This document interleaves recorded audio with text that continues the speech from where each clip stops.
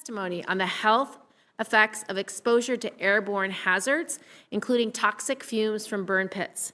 Let me start by welcoming Ranking Member Tillis, who will be here very shortly, who has been an excellent partner on this subcommittee over the last several years.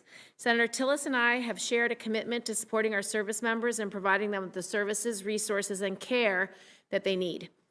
That commitment extends to our shared drive to address the debilitating and extensive medical issues and disabilities caused by the use of burn pits in recent combat operations. When our service members deploy, they expect to face risks, but those risks should not come from the operations of our own bases. And when they do, we must take responsibility. I look forward to continuing to work together on this issue. I was also glad to hear that President Biden prioritized addressing this cost of war in the State of the Union and again in Texas last week. He described the clear cause and effect of this crisis, saying, quote, "The burn pits that incinerate the wastes of war, medical and hazardous material, jet fuel, and so much more were just dug in big pits, not far from where our veterans were sleeping. And when our troops came home, the fittest among them, the greatest fighting force in the history of the world, too many of them were not the same. Headaches, numbness, dizziness, cancer." That tells the whole story. Men and women who deployed at the peak of physical fitness are now fighting to survive. This is a health crisis among our armed services. Most public attention on this issue has been focused on the treatment of veterans at the Veterans Administration, but these health issues stem from time on active duty and can begin presenting while our troops are still serving. The DoD has a critical role to play in protecting the health of our current and transitioning service members. That's why today's hearing is so critical. We need to have a better understanding of how toxic exposure has been and is being tracked and documented, and the barriers that have prevented that documentation from being done effectively. Congress has already recognized DoD's responsibility and has passed legislation to require DoD to take appropriate measures, including requiring inclusion of exposure to open burn pits in post-deployment health assessments of service members returning from deployment, recording burn pit registration and electronic health records, and mandatory training for military health care providers on the effects of burn pit exposure. But we need to go further. We need to build an understanding of the health impacts of toxic exposure and our knowledge of when such exposure is occurring. And we must make that information available to service members, their families, and the medical professionals they rely on in order to properly and adequately care for our troops who have been exposed. As President Biden said, quote, "We need to know more about which of our veterans may have been exposed to burn pits in the first place or other environmental toxins during their service and record possible exposure before service members separate from the military." End of quote. Today's witnesses will help provide clarity in both of those areas. Our first panel consists of DoD witnesses who will testify about the health effects of toxic exposure, assessment of health impacts, documentation of potential exposure, and monitoring of exposure. Witnesses on our second panel will share what they have seen or experienced firsthand on this issue and will provide recommendations for ensuring the health and safety of our service members. Witnesses for our first panel include Dr. Terry M. Rausch, Acting Deputy Assistant Secretary of Defense for Health Readiness Policy and Oversight, Dr. Raul Mirza, Division Chief of Occupational Environmental Medicine, Clinical Public Health and Epidemiology, U.S. Army Public Health Center, Colonel Adam J. Newell, Chief of Medical Readiness, Air Force Medical Readiness Agency, and Captain Brian L. Feldman, Commander, Navy and Marine Corps Public Health Center. I'll introduce the second panel after we receive the testimony of the first panel. Again, thank you for being here today. And just for Senator Tillis's benefit, I told him how wonderful you are at the opening of my remarks. Could you please repeat that? And I'm sorry I'm running late. I went ahead and voted, so I figured we could tag team and not disrupt the hearing. But thank you all for being here. Senator Gillibrand, thank you for holding the hearing and your advocacy, the work that I'm well aware of in Veterans Affairs that we need to continue to work on. I've worked on this subject for a long time. When I first came to the Senate, I was involved with trying to get the presumptions in place for Camp Lejeune toxic exposures down there. Fortunately, after a lot of back and forth with the VA. We were successful, but we have more work to do. And I'm happy that the Veterans Affairs Committee has unanimously reported out a bill on toxic substances. We're going to continue to work in the VA committee to do right by those who were exposed and who are now in veteran status. The objective of today's hearing, though, and it's something that I've said on a number of fronts, whether it's traumatic brain injury, low-level concussive events, things that men and women, while they're in active status, experience that could ultimately result in problems in the long term. I think we have an opportunity to get ahead of it. Instead of waiting for the next burn pit or waiting for the next Agent Orange, what more can we do? Downrange, what more can we do in our military installations to understand the potential risk that we're putting our men and women, potentially putting them in a position to where they too are going to have negative health consequences, either while they're serving or after they transition to veteran status. So today, I look forward to talking with you all about how we can get ahead of the curve, how we can do a better job of tracking potential exposures so that it makes it very easy later on if we get into a situation. We can't always, when we're downrange, know what we're going to get exposed to. But once we know it, then we should make sure that every single electronic health record of any man or woman who's exposed to it is updated. And maybe we can even anticipate that they're at risk before they ever exhibit the first symptom. That's the end goal, and I'm sure that that you all, the witnesses, agree that that should be an end goal of everybody. So I look forward to this testimony today. I look forward to moving up in the cycle, talking with the DOD to figure out what more we can do to actually begin to bend the curve on some of the consequences that we have to deal with our men and women in uniform and with the men and women who have served before. So thank you all. Look forward to your testimony. Colonel Newell?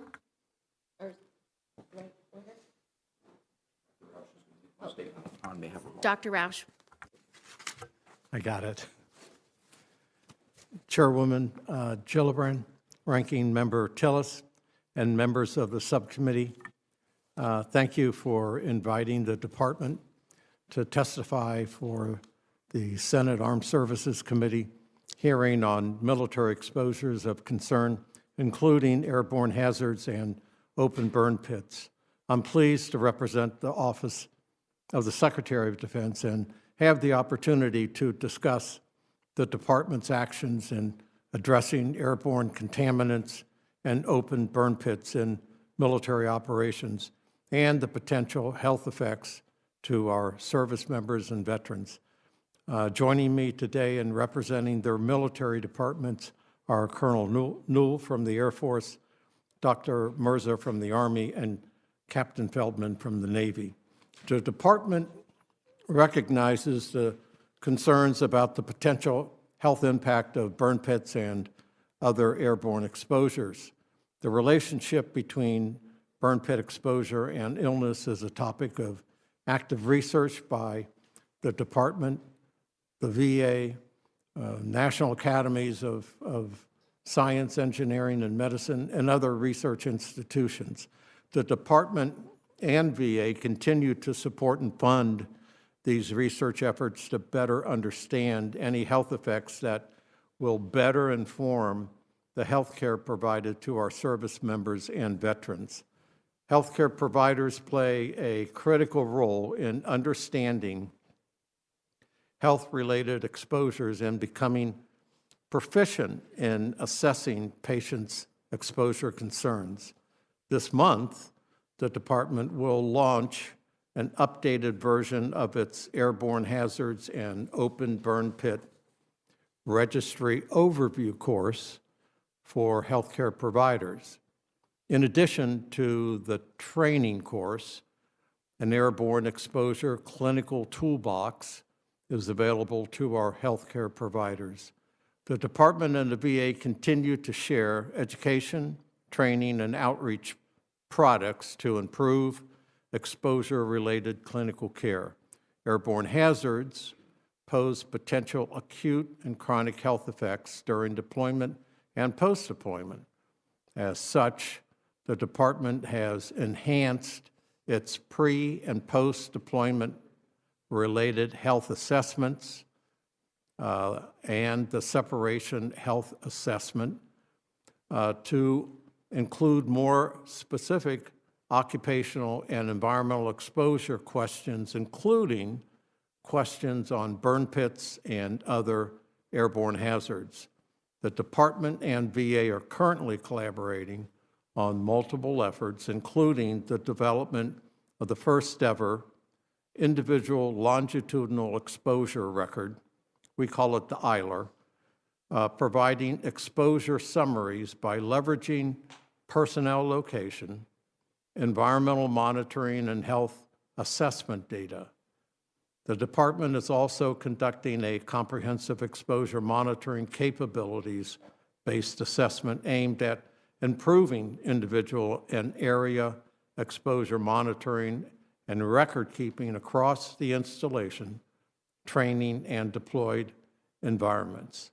In closing, the department remains committed to continually improving our understanding of exposures of concern and potential health effects in order to prevent and mitigate exposures and clinically assess, treat, and care for our service members and veterans. Madam Chairwoman, that concludes my opening remark, and we stand ready to address your questions. Thank you so much, Dr. Roush. Dr. Roush, what does DoD do in the field to track toxic exposure for individual service members, and are there any innovative ways the department is working to do so? Thank you for the question. I'll start off, and my colleagues can provide any more detail.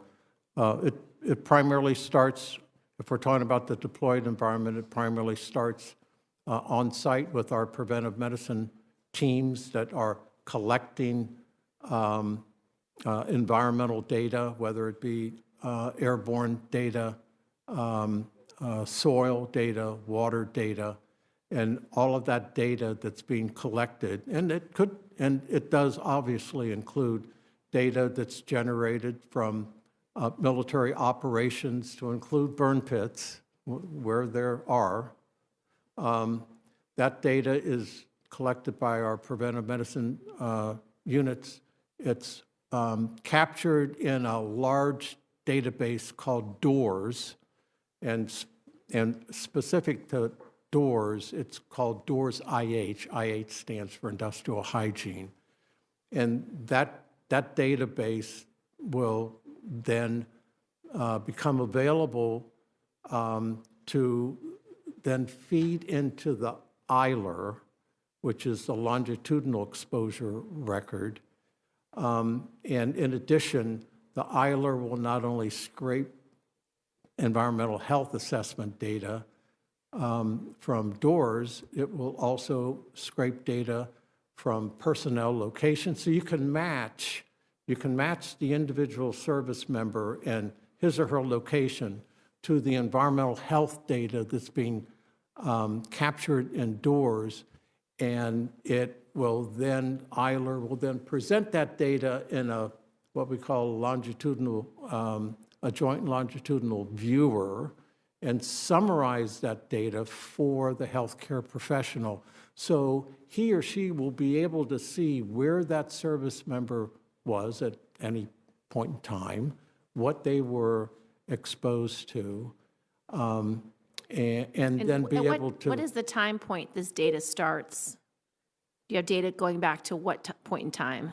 Well, preventive medicine units are part of the deployed force, and so they could be doing their environmental health assessments on a weekly basis. They could be hanging air monitors. But when did you start collecting this data? When I was on active duty in 1999, we were collecting it in Bosnia and Kosovo. Great. Now, you mentioned it's been a while. so you have it back to 1999 at least, and you said there are active burn pits today that you're monitoring. Where are those burn pits located? It's my understanding that there are active burn pits in the CENTCOM area of operations. I can provide more. I can get with CENTCOM, and we can provide more detailed information. Yes, But please, because I understood that the DOD now, as a matter of policy, has determined that they will no longer use burn pits as a way to dispose of waste. So if that's not the case, I just need to know that. And second, I would like to know all existing burn pits that are members of the military being exposed to today, because that would be of great concern. I'll get with SOCOM. I'll provide that information. By policy, by DOD directive, we only will use burn pits when it's an military operational necessity. Everything else, the COCOM, the way he or she manages that waste will not be managed by open burn pits. So have they unless it's determined that all past burn pits of the last 20 years were operationally necessary? Can you repeat that question? Have they already determined that the hundreds of burn pits that were used in the past were all operationally necessary?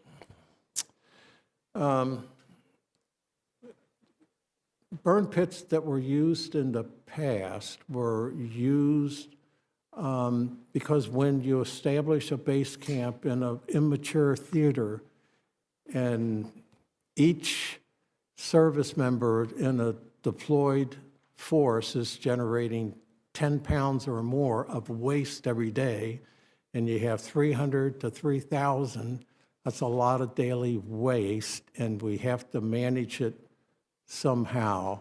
And in an immature theater, before you can install incinerators or contract to have it removed, burn pits were used. Understood. And then my final question, which I think you answered, but what is the process that is currently being used by DOD and each of your services to determine whether a service member returning from deployment has been exposed to toxic fumes from burn pits during his deployment? And how and where is that information recorded? And who is given access to that information? Is it shared with the VA? And I think you answered that question in the beginning. Could you just restate the answer? Yeah. So there are a number of ways that it's captured. We have a pre-deployment assessment and a post-deployment assessment, and that includes questions on airborne hazards, location, exposure, and in addition, we have the separation assessment, which also includes similar questions on health hazards and airborne contamination and location. And that is, the separation assessment is sent to the VA with the service member. And in addition, all of that is captured in databases that is captured under EILER. And you believe that this data has been being captured to at least since 1999? The airborne monitoring that I'm talking about that we did at Camp Bonsteel and other areas of Kosovo were stationary air monitors. We didn't have the current systems and databases that we have today. I mean, we were writing it down on paper and pencil, the data, back then. Now it's all captured electronically. So can you provide for the committee what years you have environmental data for air quality in different deployments around the globe? Sure, of course. Thank you. And it'd go back before 1999. It would? Yeah. Oh, yes. Okay, so that's excellent. I mean, Thank we you. were doing the first Gulf War. So we can get that information. So if we wanted to know air quality at K2, we could get air quality from K2? If I can get air quality at K2, I should be able to, yeah. Okay, so that's the kind of information we need because we know where there were open burn pits from testimony of our service members. And if we can get air quality from those locations, it'll make their ability for the DOD to fully understand that exposure did take place because we have that data. Thank you. Understand. Thank you. Thank you, Chairman. Thank you all for being here. I wanted to go back. You were saying in 1999, I'm sure that sensors have changed dramatically since then. So give me an idea now about the training for preventative medicine personnel, about the nature of the sensors, whether or not we're considering, I know these are area sensors probably, but what's the state of the art or the state of thinking in the DoD for wearable sensors, those sorts of things, so that we can track it down to the potential exposures of an individual in a situation? Thank you, Senator. I'll start that answer off, and then I'm going to defer to my colleagues to add a little bit more detail from their perspective. We're very interested in wearables. The reason is because our emphasis, our focus really needs to be on individual exposure monitoring. The things that I was talking about before, the data that we're capturing out of the environment. More macro level? There you go. Yeah.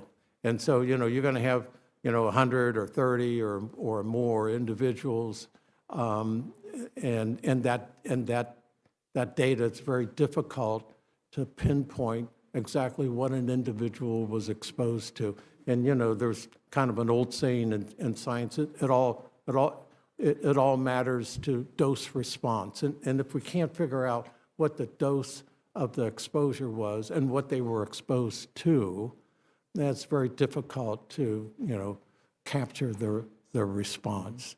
I'll defer to my colleagues on their preventive medicine units and how they train and the technology that they use.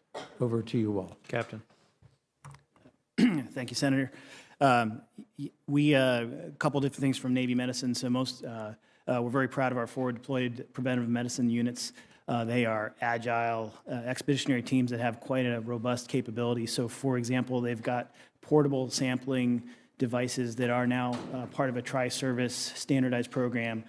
They support all services. In fact, they've been deployed with the Army mostly, including currently. But those devices can conduct a pretty comprehensive evaluation of soil, air, water vapor, at an individual portable level, vice having a static sensor. So that's a robust capability that's fairly cutting edge. With regard to wearables, one unique thing that the Navy Medicine is doing with research and development, we've got some very robust submarine atmospheric monitoring, quite a robust and safe program. And R&D is looking at silicone bands wearables so that you can get individual level exposure data on a submarine. In addition to that, our research labs in Dayton have an environmental health directorate that are looking at biomarkers and other correlates translating from animal models that will help us in the future get down to individual level exposure. Colonel, do you have anything to add? Thank you, Senator. And for the Department of the Air Force, it's very similar. We're looking into to wearables. We haven't instituted them yet, but they're in development. Dr. Mirza? Senator, thank you for the opportunity. Myself, like my colleagues, we are also very interested in wearable technology. I think it's also important to underscore that the Army Preventive Medicine detachments are quite skilled and equipped to conduct the ambient sampling that they do as part of the missions when they're forward deploy. Certainly, air quality is not the exclusive issue of concern, as well as other environmental issues such as vector-borne diseases, pest control management, communicable diseases, and they are equipped and trained in that respect with environmental engineers, scientists, and also complementary clinical staff in public health and preventive medicine that are able to provide adjunctive and consultative support on site. And not only within the PM community, but also for all providers that are downrange. Mm-hmm. And so it's a pretty synchronized and robust capability that the Army provides in a contingency operation to assess exposures and respond to them. Mm-hmm. I think one of the reasons why we should focus so much on wearables is we get an atomic view of exposures, and then hopefully, as a part of the process, that's being captured in the electronic health record of the individual service member and ultimately being transferred to the electronic health record for the veteran now that we have a joint office for the Cerner implementation for the VA. electronic health record. I think it's going to be very important to have a seamless transition. And then hopefully we get to a point, if you're able to capture enough data, to where we can apply predictive analytics to maybe identify an exposure long before any symptoms have manifested themselves. Dr. Rogers, did you have something to add? Well, I would also add, Senator, in addition to wearables, we need to understand more about how the individual responds to environmental exposures. What risk do they bring? Other background lifestyle factors, such as, are you smoking a pack a day, before you deploy? Other lifestyle factors, or even what genetic background individuals bring. We need to understand those because they're going to have an impact. And science isn't there yet, but we're pursuing it. Over. Thank you. Senator Hawley? Thank you, Senator Tillis. Dr. Roush, if I could just start with you. You testified in your written testimony that since 2001, over 4 million now veterans, as well as DoD civilians and DoD contractors deployed to the Southwest Asia Theater of Operations. How many of these individuals would have been exposed to airborne hazards, including toxic exposures from burn pits, do you know, in that time frame? Well, I can't imagine that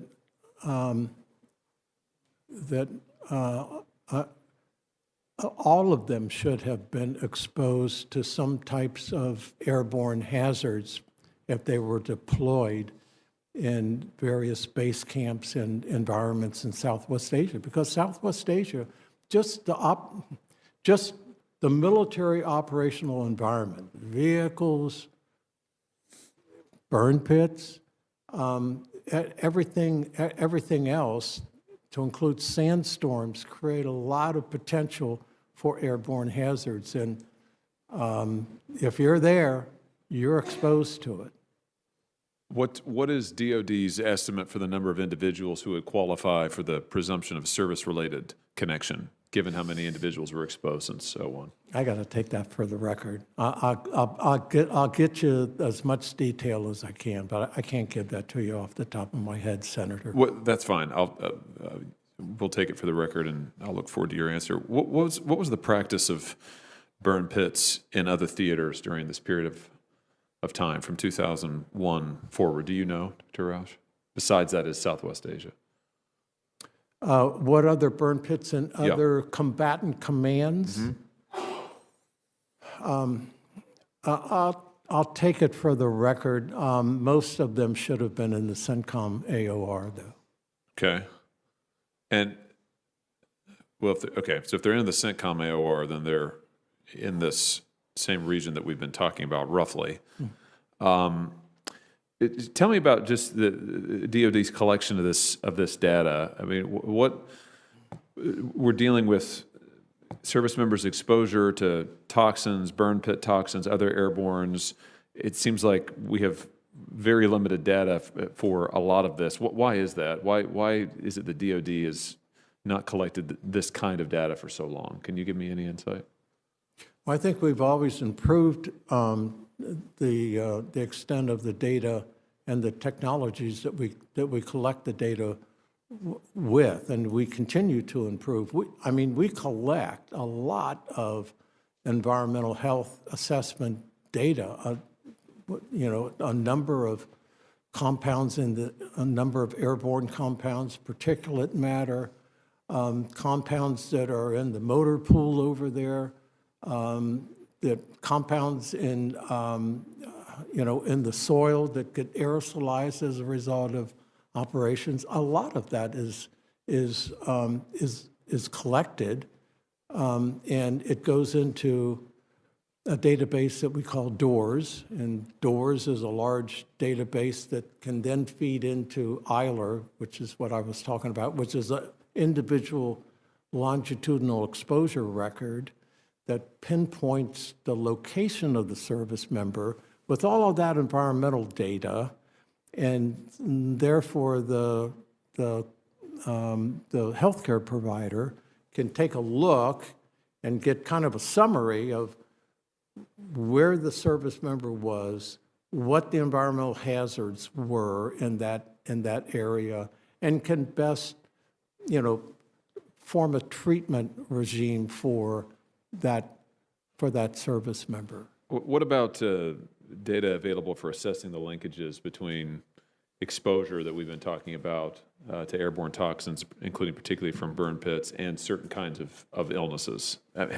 What has DoD been doing to improve data collection on that score and data analysis? Well,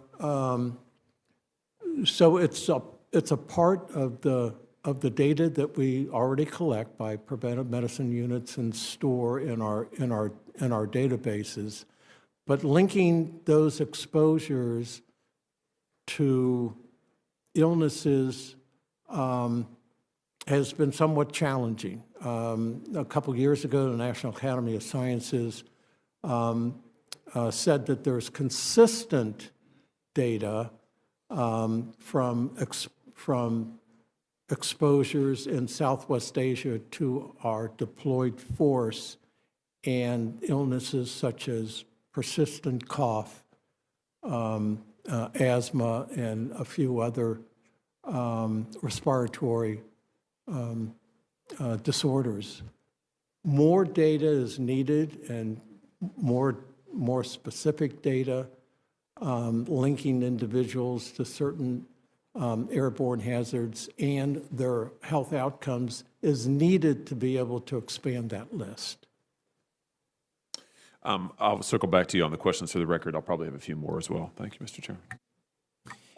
Just a couple of follow-ups. Senator Gillibrand went to vote. She's probably waiting on the second vote to be called. So I'm kind of curious about when EILR will be fully interoperable with DOD's electronic health record and the VA's electronic health record. What's the timeline? Yeah, the timeline for full capability is 2023.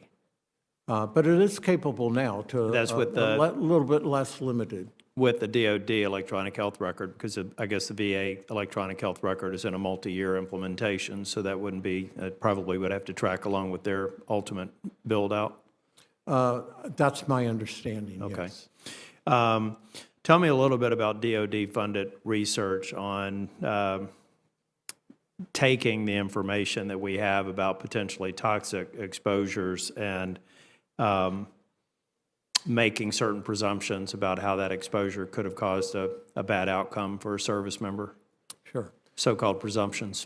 Sure. So with regard to human studies, most of the human studies, human research that we sponsor and continue to sponsor really compares a group of deployers to a control group of non-deployers to take a look at location, environmental health assessments, what were the threats over there, and then look at the differences in terms of the incidence of health outcomes between the deployed force in that area and the control that were non-deployers. In addition to that, we also have experiments. We have animal experiments at the Air Force at Wright-Patt up at the 711th, which are looking at exposure to experimental animals of different airborne hazards to include compounds that you would see in burn pits versus, and also airborne sand and dust that you would see in that deployed environment, and looking at the health effects, health outcomes in experimental animals. Those are just a few. If my colleagues want to add anything, please do. Captain. Thank you, Senator.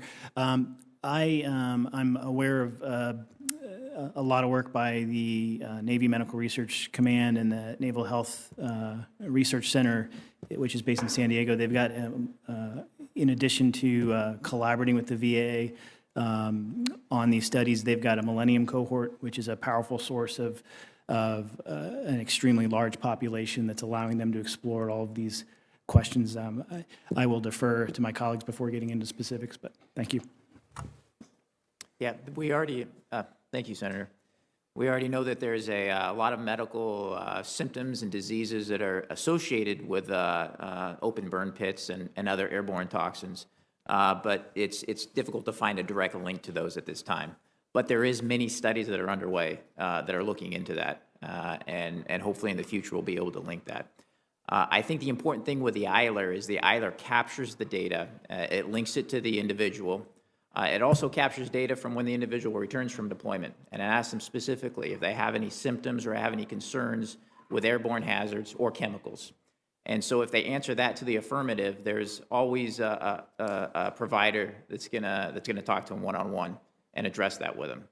They also have a post-deployment health assessment that occurs 90 to 180 days after they get back, and it's the same questions. They ask them, do you have any symptoms or any concerns you have with airborne hazards and chemicals, and once again, if those are answered in the affirmative, then the provider gets with them and they talk to them.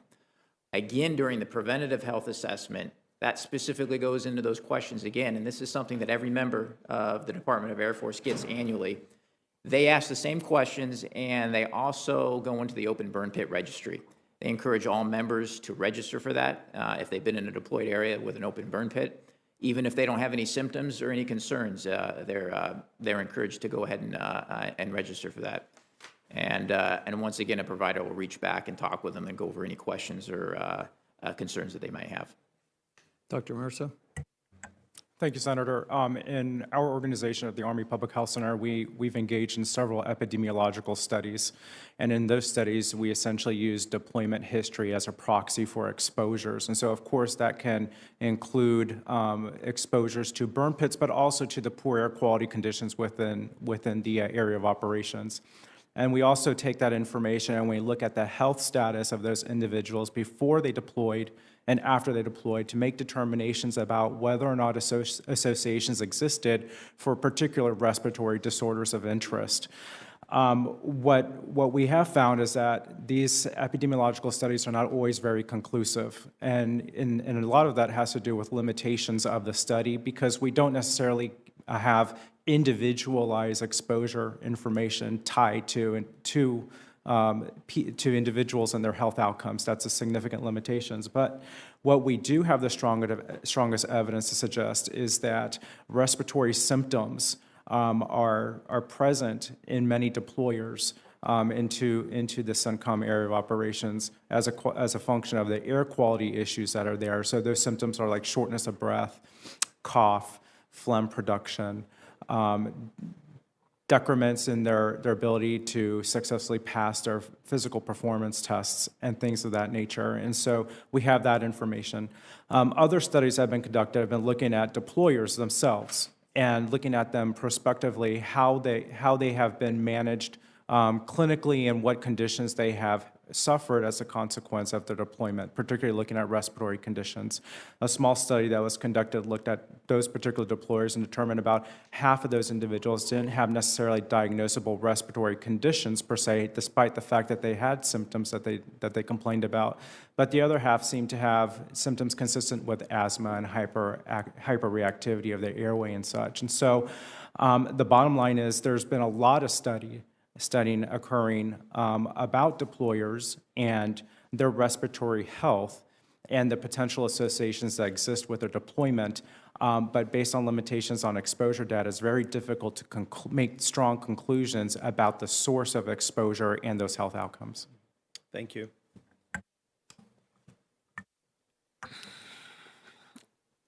The department's prepared statement for this hearing states that peer-reviewed published research documents that military personnel deployed to Iraq and Afghanistan appear to experience elevated rates of acute upper respiratory symptoms during deployment and may be at greater risk for post-deployment respiratory symptoms and respiratory illnesses. Dr. Mirza, Dr. Newell, and Dr. Feldman, please describe what your service does to ensure that service members concerned about potential health effects of exposure to airborne hazards receive appropriate health care. And is this care documented in their health records? And will this information be available to the VA when the service member leaves service and receives care through the VA? Senator, thank you for that question. I'll walk you through essentially a process that we undertake. First, when individuals are in a deployed environment and they are suffering with any respiratory illness, rather, let me take a step back, any illness or any symptoms, we have medical personnel, we have medical centers that are deployed, or MTFs that are deployed there with appropriate personnel to respond to those concerns. Those get documented and are available throughout the course of that service member's service treatment record to be looked at prospectively. When these individuals redeploy, they come back home, they undergo post-deployment health assessment. And there's essentially two parts to that. One is a screening questionnaire in which these individuals self-report concerns about their health, their respiratory symptoms, and other organ-associated symptomatology of interest. And we also ask about their concerns about environmental exposures, a whole scope of exposures, not necessarily airborne, but chemical and so on. Once they complete that self-assessment, these individuals then are evaluated by a provider, and they're given that option for a focused medical evaluation based on any concerns that they have advocated for on that self-assessment. Routinely, we conduct periodic health assessments. This has a couple purposes. The first is to assure that individuals are assessed annually, that they maintain the medical standards and a certain level of physical fitness to be able to do their job. The second is to also identify any health outcomes or health issues of personal concern that need to be evaluated and managed further, either by a primary care provider or a specialist that is going to be referred in for their care. But also, as a function of that periodic health assessment, it's an additional opportunity to ascertain any personal concerns that individual may have about exposures within the environment in which they operate, soldier, or deploy to. And so, essentially, there are three main points of care, in my view, in which these individuals are evaluated: is downrange, if they're experiencing symptoms. It's when they return home as a function of the post-deployment health assessment process, and it's also at least annually on a periodic basis when they're going through a periodic health assessment. Thank you, Madam Chairman. I'll tag on. Very analogous and identical processes as we're very joint on this.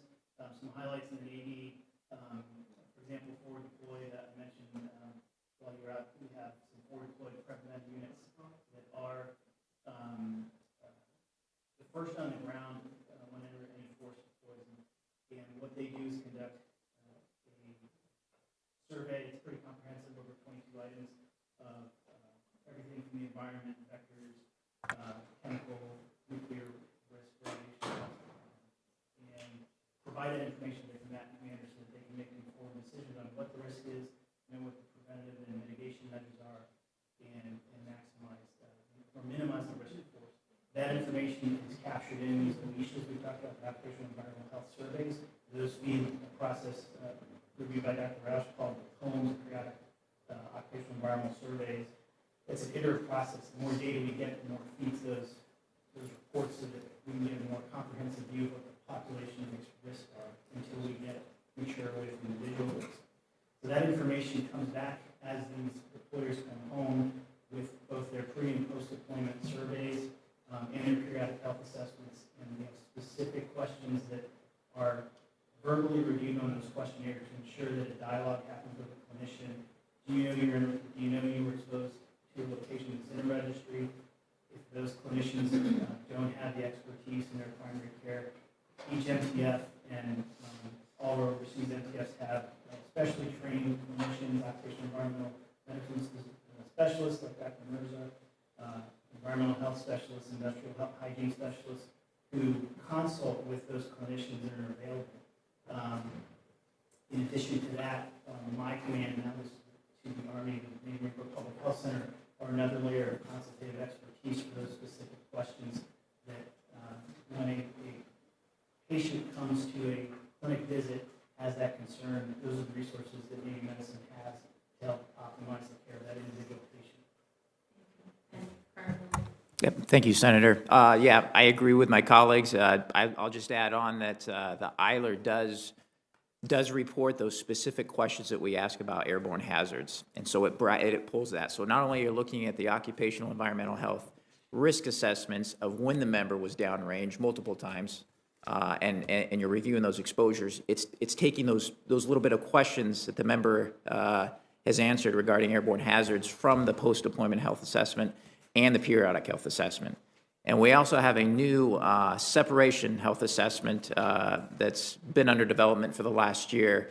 It should be released this fall, and it also goes into detail about airborne hazards and chemicals of that nature, and that will also be documented. Thank you. Any further questions? Just one. I just want to echo Senator Gillibrand or reemphasize Senator Gillibrand on current active burn pits, some of the process that led to these being operationally necessary, I think would be very helpful for the committee. Thank you for being here. Thank you very much for your testimony. I welcome the second panel to come up. Thank you very much.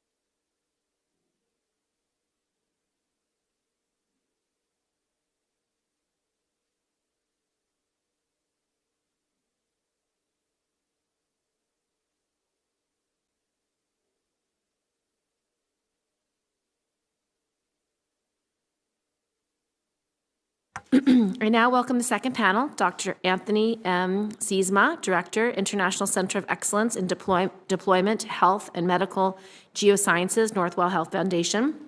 Mr. Tom Porter, Executive Vice President for Government Affairs, Iraq and Afghanistan Veterans of America.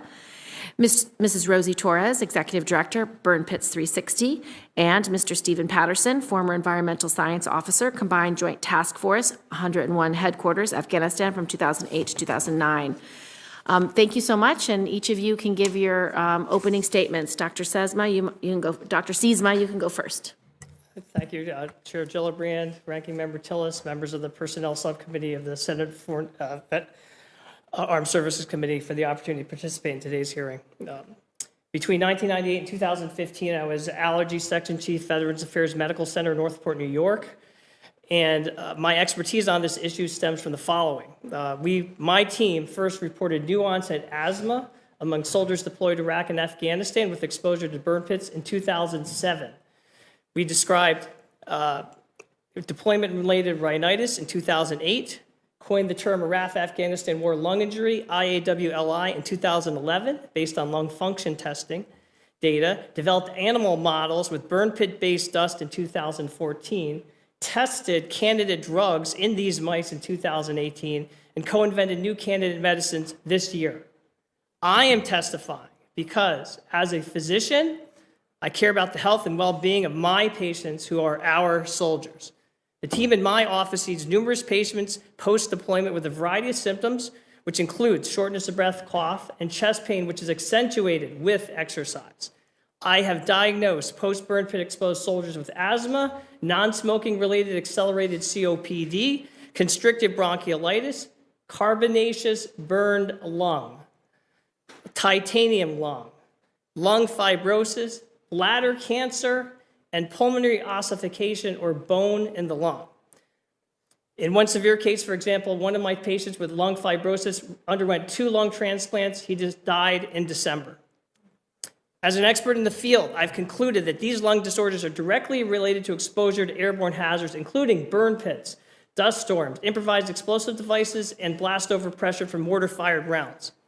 As doctors treating these patients, one challenge we face is that there's inadequate screening of these military personnel who are predisposed to lung injury. Lack of screening means they never get diagnosed, they get diagnosed late, or they get diagnosed when it's irreversible. The dilemma with military personnel who typically do not have asthma, who pass basic training outdoors, who must be fit for deployment at Fort Hood, is that they do not have pre-deployment pulmonary assessments, unlike the Fire Department of New York, which was able to determine lung function reduction after 9/11. An otherwise healthy soldier who's 100% predicted pre-deployment who goes down to 80% has a significant decrease. Another challenge we face is that doctors treating these service members is a lack of information we receive. Without knowing what they're exposed to or potentially exposed to, it's hard to prove what caused the ailment. For example, last month, one patient of mine was denied a consult to the East Orange War-Related Illness and Injury Center because the local VA doctor said he did not believe that military firefighters' sleep apnea, sinusitis, asthma, and rhinitis were related to deployment, even though he had a positive sleep study during active service. Even if it is known that there are toxic materials at certain sites, often soldiers visit our academic center without complete documentation of locations of their deployment, so their direct exposure cannot be proven. This is especially the case if they were at forward operating bases like Camp Stryker, whose exact location is not on the map. I have several recommendations to address these challenges and ensure we are taking care of our service members. 1, conduct breathing tests before and after deployment. 2, revamp the DoD method of documenting locations where military personnel served. 3, utilize newer technology such as wearable particle monitors. First, by conducting breathing tests before and after deployment, we can determine if there's a reduction in lung function much earlier than if we wait. In addition, these data will better enable screening protocols to identify who are soldiers at risk. Second, by revamping the DoD method of documenting locations where military personnel served, we'll have a better understanding of what they're exposed to, a better understanding of the illness, and how to treat it. Third, by utilizing newer technology such as wearable particle monitors with GPS, we'll be able to assess a given soldier's exposure and location. By utilizing this for a contingent of military personnel, the DoD will be better able to move troops to regions of safety away from airborne hazards. If exposure does happen, it would also provide critical information for treatment. We know that screening and monitoring programs have been extremely effective for those victims of the World Trade Center disaster post 9/11. And this is an analogous exposure with JP8 and burn pits. It is our sacred duty to care for the women and men who sacrifice their lives for our freedom. Thank you, Dr. Siesma. Mr. Porter. Thank you for having us here, Senator Gillibrand and Senator Tillis. Appreciate everything that you're doing on this issue. I'd like to introduce my daughter, 13-year-old daughter here at Elizabeth Porter. She's playing hooky from school today, so hopefully she gets something out of this.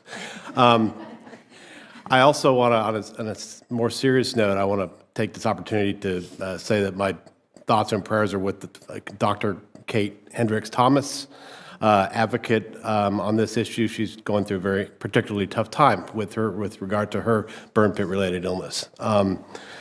So I'm here not only as an IAVA advocate, but as one who was exposed to a variety of airborne toxins from burn pits and other sources while I was deployed. Before I went downrange, I had completely healthy lungs.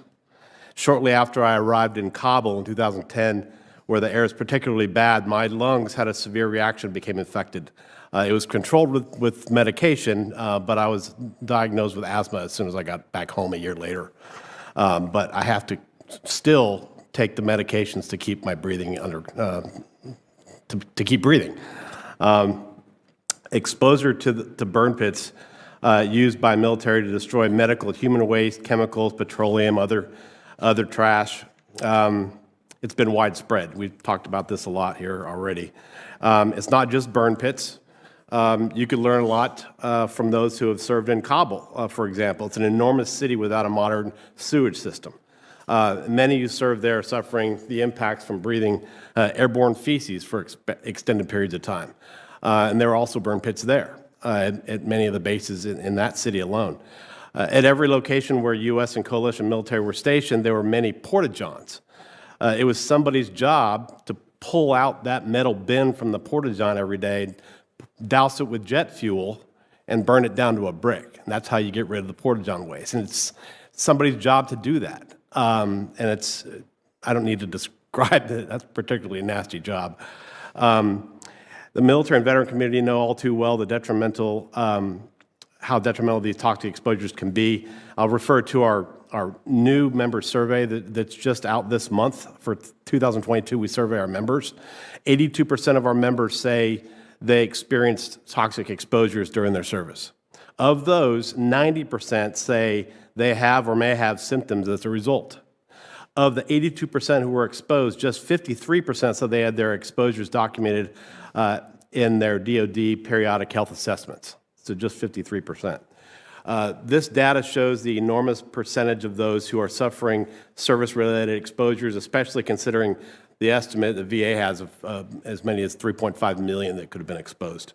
When IAVA saw similar data in a previous member survey, we conceived of and worked hard to pass the Burn Pits Accountability Act that was passed in 2020 within the NDAA. So this would, the law required service members to be evaluated for exposures during routine health exams. Service members were required to be enrolled in the burn pit registry unless they opt out, if they suffered exposures or if they were stationed near a burn pit. 76% of IAVA members were aware of the registry, but only 59% are registered in it. DoD must maximize its efforts to ensure all who are eligible get enrolled, not just informed of it as the law requires. It requires them to be enrolled in the registry. And that's the intent behind the law in the first place. And we know this because we worked to develop the bill and pass it. IAVA would like DoD to confirm if the letter and intent of the Burn Pits Accountability Act is being executed, including whether service members are actually being required to enroll in the registry or simply being advised of its existence. We heard a lot of talk already today about the EILER database. That's really critical, we believe. It would help inform service members, veterans, and the medical providers of the exposures by your location and time you were deployed. I think we heard that it was supposed to be operational in 2023, September 2023 is what I understand. We supported legislation that required that veterans have access to their EILER database online. So hopefully that stays on track for implementation by September 2023, and we'd like your assistance to try to ensure that that happens. There's also been some talk in the news about the Red Hill fuel storage facility in Hawaii. This is another toxic exposure, so it's not all burn pits. We want to make sure that the DoD documents those exposures to not only the service members that are serving there now but have been dislocated, but then also those that have been impacted over the life of the fuel storage facility. That's important. How are they going to be doing that? Serving in the military is tough on one's body. I don't think that's surprising to anybody here. Although not specific to toxic exposures, a significant indicator of IAVA members' health when asked in our member survey how they would rate their overall health before joining the military, 91% rated their health as excellent or good. When asked how they rated their health after they left the military, just 33% said it was excellent or good. The military service can be hard and cause adverse health impacts. It's not a surprise. But those who may want to encourage their sons and daughters to enter the military expect that if one does suffer injuries, our government will care for them when they come home. Failure to care for the many who suffered toxic exposures may diminish the value of military service in the public's eyes. And by refusing to satisfy our obligations to them, we communicate to current and future service members that we do not actually have their backs.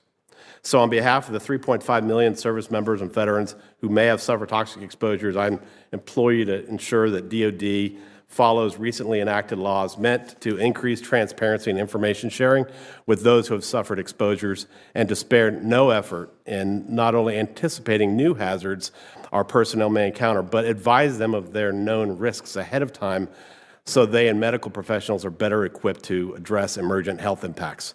Again, thank you very much for having me today, and happy to answer any questions. Mrs. Torres. Yes. Thank you, Chairwoman Gillibrand, Ranking Member Tillis, and members of the subcommittee for today's hearing and for this opportunity to testify. It seems like yesterday when some members of Congress believed that the health risks of toxic exposures in burn pits were based on anecdotal evidence. While we have data today that shows otherwise, I'm here to tell you personally about the stories of the men and women who bravely defended our country, exposed to toxic chemicals that for many cost them their life. My story begins with my husband, retired Captain Leroy Torres, who served as a Texas State Trooper for 14 years and as a soldier for 23 years before being medically retired. He deployed to Balad, Iraq from 2007 to 2008, where he was exposed to the largest burn pit within the Operation Iraqi Freedom Theater of Operations, which was the size of approximately a football field. He lived and worked next to the toxic plume of black smoke that infiltrated where they lived, ate, and slept. He returned home from war to face a healthcare system that failed him and an employer too afraid to understand an uncommon war injury resulting in termination of his law enforcement career. As a result of these injustices, Leroy attempted to end his life in 2016. Since returning from Iraq, he's had over 400 medical visits until he was finally diagnosed with autoimmune disease, toxic brain injury, and constrictive bronchiolitis following a lung biopsy at Vanderbilt University. The VA and DoD refuse to recognize or diagnose these environmental injuries, often misdiagnosing them as psychosomatic or dismissing them as compensation-driven care seeking. The more veterans we talked to, the more we heard about stories like Leroy's. This is why 12 years ago, Leroy and I co-founded Burn Pits 360, a nonprofit that advocates for veterans, service members, and families of the fallen affected by toxic exposures. We created a health registry of about 10,000 participants to track their exposure, diseases, and deaths, working with doctors like Dr. Zema. We then joined in Washington and gathered with other families to pass the Airborne Hazards Open Burn Pit Registry Act of 2013. We've been to far too many funerals and consoled countless of wives, husbands, and children left alone by our government's failure to treat our nation's veterans. Burn Pits 360 has persevered through the years despite the indifference of the VA, DoD, and Congress. Instead of providing them with treatment, early cancer diagnostics, and benefits, our government spent the last years telling veterans there's no evidence that inhaling toxic black smoke causes respiratory illnesses and cancers, that their stories are anecdotes and not data, and that treating them is too costly. I cannot help but wonder, what is the cost of their lives and sacrifice? So now more than ever, we need to pass legislation that addresses presumption. The time is well past due for the President, the Department of Defense, Veteran Affairs to acknowledge these injuries and disease as a direct result of armed conflict or caused by an instrumentality of war. We are asking for the Department of Defense and Veteran Affairs to honor these injuries with compassionate common sense. This is an invitation to begin the healing process for these families who have lost loved ones to illness or death following the environmental hardships of war. Yet Leroy's story is not the only one. Sergeant Thomas Joseph Sullivan served with the United States Marine in Iraq. He suffered from intestinal ulcerations and bleeding, hypertension, respiratory disease, asthma, and liver disorder. Tom died 2009 at 30 years old. Will Thompson served with the U.S. Army for 23 years and was deployed twice to Iraq. His doctors treated his cough as allergies. He was later diagnosed with pneumonia, treated with antibiotics, and sent home. Eventually, he was diagnosed with pulmonary fibrosis. After a lung biopsy, he was informed that he had titanium, magnesium, iron, and silica in his lungs. Will underwent 2 transplants and passed away this December at 50 years old. Lieutenant Colonel Dan Brewer, CENTCOM environmental officer, deployed to Afghanistan and warned his supervisors about the health effects of the black fumes caused by burning of waste and plastic at night. Lastly, Isaiah James served with the U.S. Army, deployed to Iraq 2006, 2008, 2008 to 2009, and Afghanistan 2010, 2011. And Isaiah says this: he is now suffering from lung disease and is on supplemental oxygen. He says, "It is my hope you not only listen to the testimony, but to hear it, to feel it, to understand it, and most importantly, to act on it. History is the ultimate judge, and we in this country have not always done best by those who we sent in our stead. I believe it was Churchill who said, "Never has so much been owed to so few by so many. How will you be judged? And how will America and the American people pay their debt?"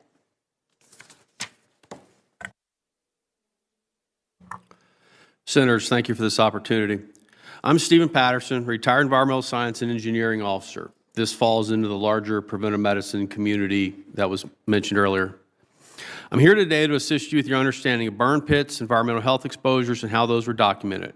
Primarily, I can speak to the time of 2008 and 2009 when I was a senior environmental science officer for Combined Joint Task Force 101 while I was the headquarters for Afghanistan. In this position, I traveled the nation extensively and saw most of the locations where U.S. forces were deployed. My job was to conserve the fighting force and identify environmental health exposures. The deployed environment is very challenging and is very difficult to document a person's exposures in such a setting. The equipment to identify and quantify exposures is often lacking, as are trained personnel, especially in remote locations. This is made more difficult as we often have exposures which one would not anticipate, as well as the challenge of accurately placing a certain person in a location at a given time. This is made worse when attempting to look back 10 or 20 years, as camp names often change and the personnel system does not operate down to the person. Almost all the locations I visited had burn pits operating at that time, and few, if any, separated their waste before burning it. So many contained pressurized lumber, galvanized metal, significant quantities of plastics, and lithium batteries. These were not pits, but simply low-lying areas where the waste was thrown and burned. Typically, they smoldered a great deal, which is important as the combustion is not complete. More toxic compounds may form, and these toxins are not lifted away, so stay near or in the air around the camp. Most of these burn pits were within the perimeter fence for security reasons or very close to the perimeter if outside of the camp. Most of the small camps had few, if any, air samples taken at them due to limited personnel, equipment, transportation challenges, and time. We had roughly 20 people to attempt to document the environmental exposures of over 37,000 people spread over an area roughly the size of Texas. However, I do not think more environmental health people are the ideal solution. The limited environmental health data, mostly air samples with some soil and water samples, cannot be linked to a person but only to a location. And even if the person can confirm that they were at that location, it does not mean they had that exposure. Their exposures could have been much worse or much better than the sample indicated. The DoD has this responsibility and must address it, as industry will likely not do so as they do not face these particular challenges. We have struggled in this space since Desert Storm, and we must look at different options moving forward. We must leverage technology and address policy issues to fix these gaps. Some possible options to consider: creation of a joint program executive office in order to focus the research and funding on environmental health surveillance while also providing a central location to hold responsible in the future. 2, silicone bracelets could be provided to service members to track their exposures, as mentioned earlier. These have been shown to capture more than 1,500 different chemical compounds and would allow us to mitigate exposures much sooner while also providing the service member with personal exposure data. 3, research and build a replacement for the silicone bracelet, which will provide near real-time information on exposure and dose for a service member. 4, create a repository of frozen soil samples from each deployment location so they may be tested in the future as needed when new concerns are identified. 5, improve the personnel reporting system so that each individual can be located rather than their unit headquarters, which may be hundreds of miles away from them. This will allow for individual exposures to be much more accurately documented. 6, remote sensing should be researched to address gaps in environmental surveillance. This will be key for small teams operating in remote areas or dense urban environments, which may never have an environmental health professional visit them. 7, further research biomarker monitoring to document exposures a person had during their deployment or over their military career. Finally, 8, educate leaders on the hazards of toxic exposures and hold them responsible if they needlessly expose their people. Thank you for your time. Open to any questions. Thank you. Senator Tillis. Thank you all for being here. I guess you heard the testimony. I think most of you were in the room during the first panel. It sounds as if there is consensus on one of the questions that I brought up were individualized monitoring and sensors. But speaking for active duty, Ms. Torres, I do a lot of work. I serve on the VA committee. We've got a lot of work to do, and we're making progress. And again, I want to give Senator Gillibrand credit for focusing on that issue. We're going to make more progress there. I'm sorry for the situation with your husband and for the others that you mentioned. But with respect to what we need to do better upstream, how would you judge the DOD in making a priority, the priorities that you all have delineated in your opening comments? Where are they falling short? My team applied for congressionally directed medical... You need red means on. It's weird, but... My team applied for a congressionally directed medical research program grant funded by the DOD recently, months ago. We got a great score. This was for a monitor the size of a beeper that a soldier could wear. It would not only measure particulate matter, but even sarin gas specifically and gunshot sounds. And despite a good score, they said there are no funds. So I don't know why they're asking us to apply for grants if there's no money. Well, that's a question we can get to the bottom of. Thank you, Senator. One of the biggest things that, and I mentioned it in the testimony, but one of the biggest problems is we've experienced a big lack of transparency from federal agencies on what people were exposed to and on their deployments. That's the big thing, and I think the ILR is meant to tackle that. It's just a matter of is it going to be useful to the service member and to the veteran? That's key. You also mentioned the idea that the registry is available, but I, for one, think that we should be in an opt-out position, that everybody should be registered in the registry. And if they want to explicitly opt out, I suppose they should, but we should probably flip the script on that. Would you agree? Right. The burn pit registry, it's what the law requires is for them to be entered into it unless they opt not to. So it's not mandatory if you don't want to be in the registry. But the law says that if somebody is exposed or they're stationed next to a burn pit, then they should be entered into the registry. I agree. I mean, the burn pit registry still falls short in so many ways. It's basically just self-reported data that you could print out and carry around. But it is important that everyone be a participant of that effort. You know, they don't track mortality, which is, I think, one area that we've talked about for years, Dr. Zema. But I agree, Senator Tillis, that should be mandated. Mr. Patterson. Well, Senator, there's so many challenges in this space. The previous individuals talking, so much of it is self-reported. So a 20-year-old individual returns from overseas, and you ask them what happened to him over 15 months. And that's just, and not to mention the fact that that individual they're not going to be able to say I was exposed to TCE or benzene or toluene. Just some bad stuff happened to me. There was a lot of smoke. They can't say anything that is going to help that clinician when they end up in the VA system. So much of what is being done now is just not terribly effective. No, that's why I get to the need for us to get down to the atomic level sooner rather than later. That's the only way we're really going to be able to capture it and then have the level of specificity with respect to the specific exposures. So I agree with you all. We're coming up on the end of a vote. I thank you all for being here. I also appreciate your opening testimony. There were a lot of priorities put in there, and they'll be instructive to me as we move forward. Thank you. Thank you, Ms. Chair. Thank you. Ms. Torres, first of all, I want to thank you for your advocacy on behalf of service members, veterans, and their families who have suffered debilitating injuries and effects of burn pits. What is the top challenge that you hear from soldiers when they return from deployment about accessing treatment? Well, first of all, Senator, thank you for having me. Lots of challenges. You know, that question just brings up so many ideas in my mind of things that we've tracked through our own in a private registry.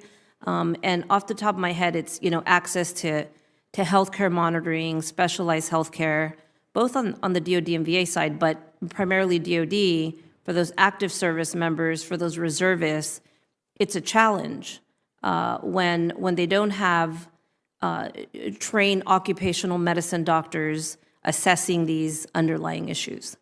And then secondly is filing for presumption for these illnesses that are underlying, right? So if you don't have the specialized healthcare, how can they properly transition them through the compensation and disability process?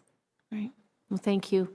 What information and resources would be most helpful to the service members you work with when they return from deployment to ensure they're getting the screening and treatment they need? I think, definitely mandating that the clinicians be trained, and I think Dr. Zema can help me here, but absolutely having every clinician, every nurse trained in the area of airborne hazards, documenting in the record, in the electronic health record in the VA and DoD side, that they are identified as having had undergone some type of exposure. And, to say the least, I've had this conversation recently with many people about even just something as small as signage, right? Like during the World Trade Center, there was communication and outreach and signage on if you were experiencing these issues. People are having to access care through people like Dr. Zema, and they have to fly to New York and fly to Vanderbilt and fly and exhaust their life savings like our family did. That shouldn't be happening in America. And so we need to start, and we need to start now. Thank you very much. Mr. Porter, thank you for sharing the survey results of your members. Why do you think only 59% of IAVA members are registered in the burn pits registry? Dr. Rausch testified as to some of the steps the DoD is taking to increase participation in the registry. Have you seen an increase in those registered over the years among your members? And what do you think can be done to better encourage more service members and veterans to participate? Thank you for the question. This came up when we developed the Burn Pits Accountability Act a few years ago, because if you look on the VA website, it has a running total of those that are registered in it. And at the time when we looked at it back in 2017, there were only 140,000 entries into the registry. I think it's probably double that now. I haven't looked recently yet, but it was only 140,000, and that's out of, again, VA's estimate is as many as 3.5 million have been exposed. So for only 140,000, that presented a big challenge. I think that the main problem with that was that reason for that is because hardly anybody knows about the registry. Mm-hmm. So through the passage of that bill, we talked about it a lot, and we put it out a lot of social media on that. And we've also encouraged the VA to do more about that, to get the word out to veterans that this registry is here, and then why somebody should be in it. You get, I understand, a free health exam if you're in the system. But again, it's not qualifying somebody for a presumption. I think there's a misunderstanding there too. The veterans should apply for their disability, and they're getting turned down about 3/4 of the people that apply. You testified that if the EILER system's done right, service members and veterans will have significant transparency into their exposure. What does done right mean to you, and what are the critical components of EILER that must be implemented to make a difference in the care service members and veterans receive? Well, what right looks like is if somebody was deployed to Balad, Iraq in 2006, then that EILER should be able to give them the data from what they were probably exposed to in 2006 in Balad. Same thing with me. I traveled around Afghanistan all over the place, so it really couldn't be pinpoint to one location. So that just shows how complex it was. So I traveled around the whole country frequently. So it'd be harder for that. But again, it should specify what you're exposed to during your deployment during a set period of time. Now I'm going to turn it over to Senator Warren, and she's going to chair the meeting while I go vote. So thank you. We're tag teaming here. I voted early so that I could be here while the chairwoman goes to vote. And I want to say publicly a big thank you to the chairwoman for holding this hearing. I think it's really important. I think it's important that this committee look at the real costs of war, including where the Department of Defense failed to take steps that were necessary to prevent exposing members of the military to toxic chemicals. I know that many of our witnesses on this panel have been fighting for over a decade for DOD and the VA to recognize how burn pit exposure has had devastating effects on service members' lives. Now, I know that there's some debate over the data, but it's just common sense that these toxins would cause significant problems to human beings. And it's important for DOD to continue to study this issue, to improve our understanding of the science, but we can't keep waiting for action. We need to take care of our veterans now, not later, now. I know that the focus of today's hearing is DOD's role in determining eligibility for care, not the VA's, but we also have to consider the toll of this entire process on families.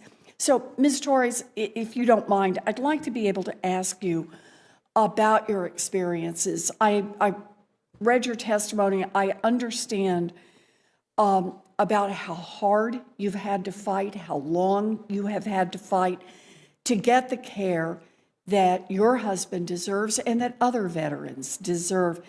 So if I can, let me just ask you a little bit about how this process makes your family feel. Thank you so much for that question.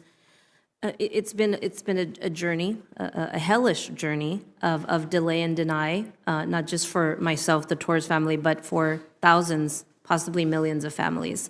It feels, I know for my husband, being stripped of his integrity and dignity, losing his job, being on the brink of foreclosure, repossession of cars, and you ask yourself, how did we get here? Mm-hmm. And how is this happening in America's backyard? It feels as if the nation has turned its back when you're, attempting to just access care. We attempted to access care from both DOD and VA healthcare institutions, and throughout those 10 years, it was always an excuse of there's no science, there's no proof. And so myself, including, I know many families, maybe to include yours, Tom, is that we have to exhaust our life savings just to access doctors like Dr. Anthony Zema, like Dr. Robert Miller, like the doctors over at National Jewish. Being away from our children, that's time lost that I'll never get back. And so not only, does it impact the veteran and the spouse, but the children. And so, to still, to this day, to finally see some momentum as we're seeing now, it really gives us hope. Well, I'm glad to hear you in that on hope. But when you say you feel as if our government, our country, has turned its back on you and your family and thousands, maybe millions of families in the same position, no veteran should feel that way. And no family of a veteran should feel that way. You have done a tremendous amount of advocacy related to changing the rules for how veterans must prove they were impacted by burn pits in order to get care. I support you in your work on this. I know it is a hard and lonely journey, but you have done remarkable work here. So let me see if I can turn this around just a little bit. Ms. Torres, what would it mean to you and other veterans' families if the rules were changed so that the so that the DOD and the VA believed veterans when they said their health was harmed by burn pits, rather than making them jump through so many hoops? Well, it would remove the burden of proof of us having to be our own lawyers, our own researchers, our own, all of those things that we've become, right?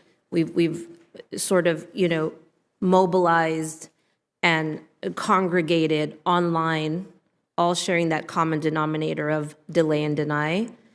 So to finally see, historic legislation passed so that we don't have to be all those things, so that the Gold Star spouses that call us weekly expressing how heart-wrenching it is for them to spend the last moments of their loved one's life gathering buddy statements and evidence when they should be holding the hand and embracing their loved one.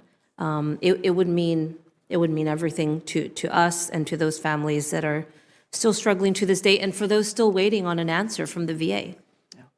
Well, as I said, I commend you for your advocacy work here. It at least helps us start to move in the right direction. And I appreciate that making a change like this is not inexpensive. There's a lot of money at stake here. And I also understand it is not all in the jurisdiction of this committee. But it is urgent that we treat families, we treat those who are injured without delay. We cannot allow veterans to wait another minute for health care. And so I hope that the work we do here today will help put more momentum behind change. This committee regularly advocates for spending on weapons that don't work or weapons that are not needed at all.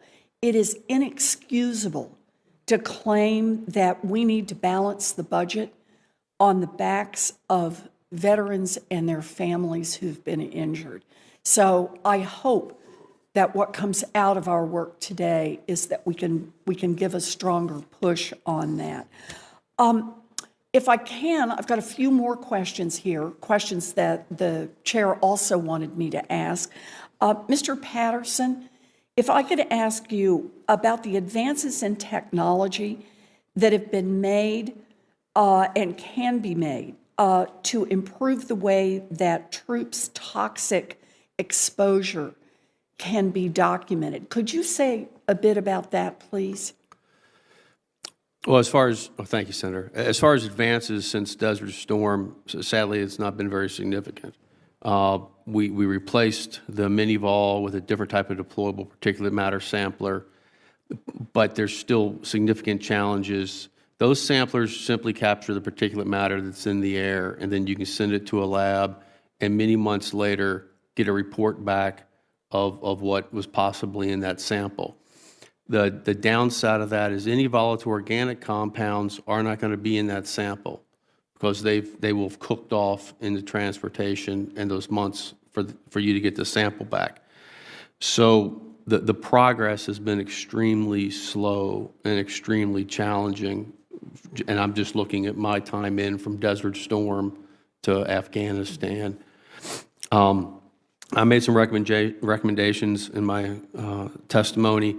I believe that the biomarkers have some significant capabilities with them.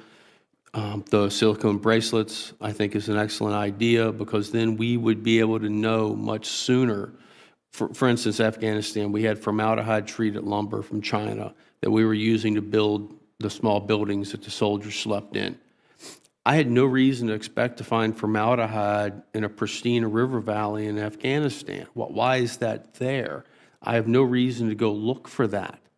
If we had had those silicone bracelets on those individuals, we could have had them back.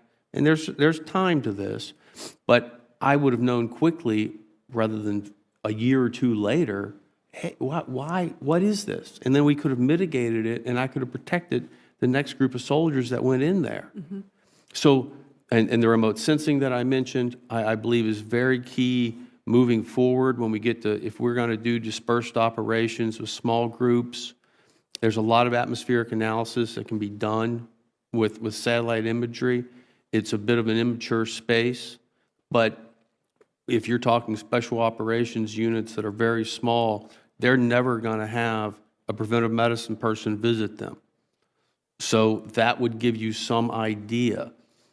And I believe the problem with all of these things is they're not perfect, but they will further the science significantly. And we've been pushing too much for perfect rather than taking some reasonable steps forward. And just so I can get the comparison here, can you say a little bit about when you were in Afghanistan in 2008 and 2009, how was an individual's exposure to a burn pit measured or documented? Well, Senator, some of them were not documented at all, which is a very frustrating point for me because we were operating down in the small FOBs where it might have been a platoon on a FOB, so 50 people, maybe 100 individuals. And with a staff of approximately 20 people, there was no way that I could get them out there to do that surveillance, which should have been done weekly. Ideally, you want to do it once a week, rotating, so you never repeat it on the same weekday. So some of those FOBs, I would grab a soil sample because that was all that I could do. Those air monitors take 24 hours to capture a sample properly. If you just go and take a grab, it could be very high or very low. You need the average over 24 hours. So a lot of them, there's probably little to no data in the DOORS system, which was mentioned earlier, to be able to address that soldier's concerns. The larger compounds fared better, but even then, I cannot tell you what I was exposed to in those 13 months, and this was my job. So for an individual who is ignorant of the space and thinks they're invulnerable at 20-something, they're not going to have any idea. So let me just ask the follow-on question to that. When service members are headed home, what kind of information were they given about their exposure and what kind of risks they might be facing in the future? It was all self-reporting that I recall. Okay. Sometimes some units would put something in their medical record that said you had a burn pit exposure or you had a heavy metal exposure from the location that you were in. But that was a unit by unit situation. And then as mentioned earlier, they asked this 20-year-old invincible individual, what were you exposed to? I'm fine, I don't have any problems, and they move out. Another concern is then those individuals that never end up going to the VA at all. You did your tour, you were 22 years old and bulletproof, and they never went into the VA system. Then they approached the VA 10 or 20 years later.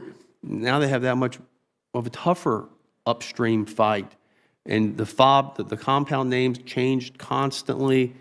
There's some individuals that probably, that compound no longer existed 5 years later. Quite often they changed every year.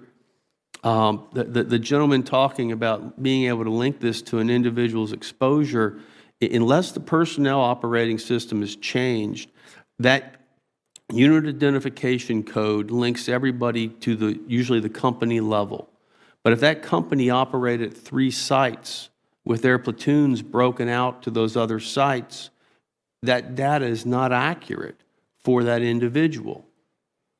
So there's going to be a lot of challenges, and the further we go back, the more challenges there are going to be with linking people to location to exposure. Yeah, thank you. Thank you very much, Thank you, Mr. Senator. Patterson.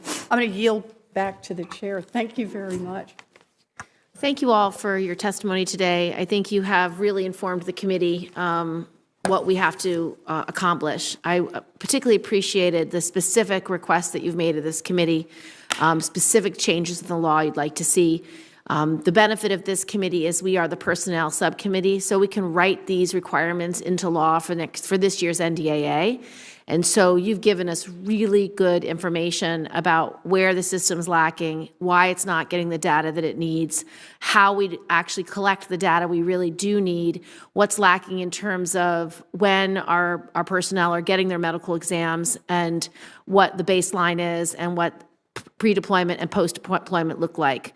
I don't know if this was addressed, but did you guys discuss what is the best way to transfer the medical records from active duty service members to veteran status, and what you would like to see in that transfer of information, and what we might need to create if we don't have it? Sure, Senator. That should work with the electronic health record reform. So when that looks right, which means a seamless transition from the DoD to the VA, and that service member or veteran can have easy access to that information. And access to the EILR system. Yes, ma'am. And on that point, Senator, sorry, Tom, definitely consider making EILR accessible to the survivors. I had one survivor call me and asking assistance in communicating with VA to access EILR as she was filing for presumption or for death benefits.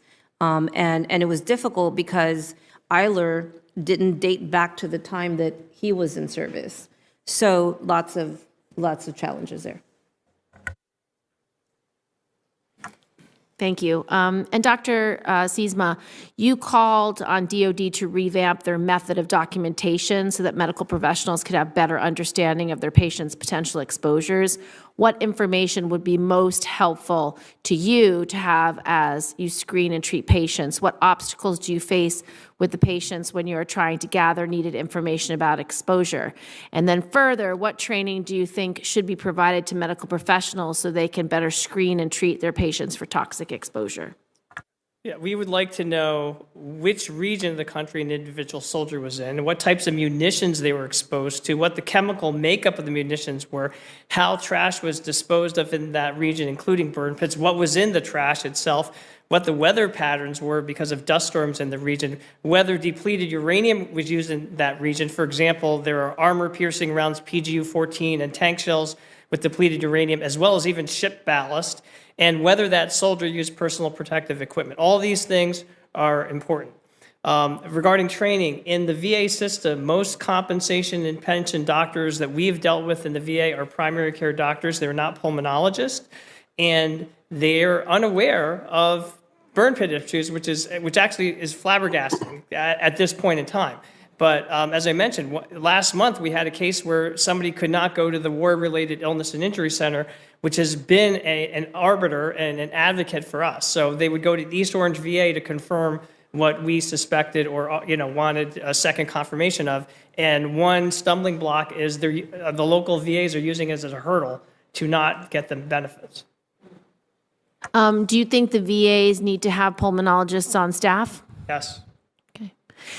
Well, thank you for all your recommendations. I think this panel has been extremely effective in laying out a set of requirements and proposals for how to better address the diseases caused by burn pits and how to document them through active duty so that when these individuals become veteran status, they have all the information they need to protect them. Because a lot of these diseases take 5 years or take 7 years or take 10 years, depending on the length of the service of the individual. And so we need to have that information in place at the ready so that when they do go from active duty to veteran status, it's part of their record. We're going to leave this record open for a week. So if there's any testimony that you think of that you would like to give in terms of recommendations, in terms of data, information, anything else that you want us to have, please submit it. We're really grateful for your advocacy and your testimony today. I think it was thorough and extremely helpful in writing our baseline personnel markup. Thank you very much. Hearing adjourned.